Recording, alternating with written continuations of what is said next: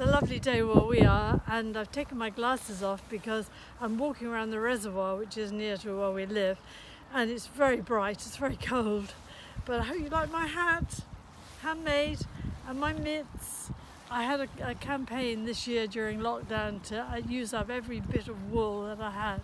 So everybody has been getting mitts and scarves and small projects, which I've enjoyed doing. I've been reading through Genesis this January, and I've really enjoyed reading the old stories of Abraham and Isaac and Jacob.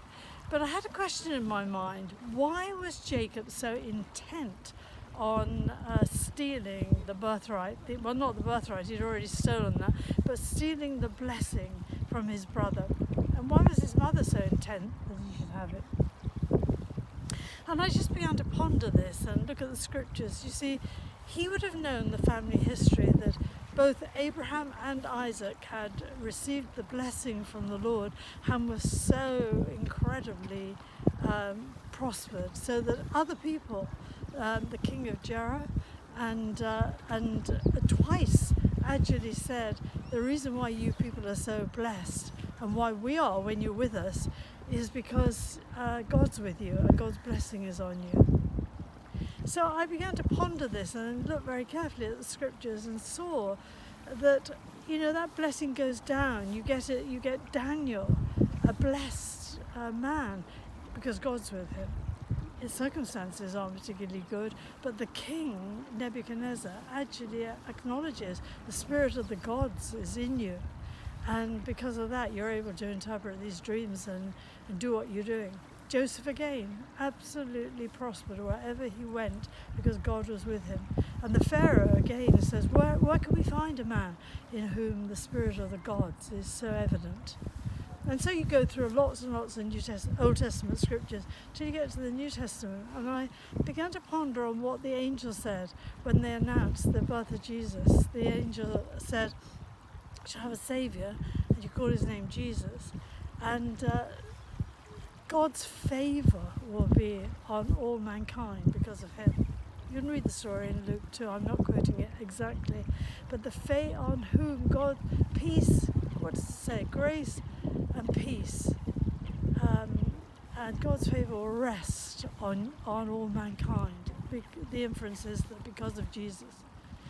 And so I began to I decided that this year I would go through the Bible and I would look at every condition of blessing, every promise associated with blessing, every condition to be fulfilled in order to be blessed. But it seems to me as I read the New Testament that we are blessed, that God actually says you are blessed because you're my people, because I've saved you, I've reconnected you to me, and in that alone you are blessed. But you then begin to realize that as your soul prospers, as you become fat, in a sense, in your innermost being, there is an external prosperity that goes with it, and favour. God's favour rests on you. And so it's good to study that and look at it. But I know that if you know that you are blessed, you will be blessed. So I know that when I go into a shop, the favour of God rests on me, and that when I'm asking to exchange something, for example, I don't expect to be given harsh treatment and rejected. I expect to have favour, and I get favour. It's just quite amazing. I usually do just acknowledge before the Lord and say, I'm changing this item. I really believe that your favour rests on me, and that I'll receive good treatment at the hands of the shop assistant, and I always do. And the other aspect of this is that not only are you blessed, but you're blessed to be a blessing. You're blessed to give to other people.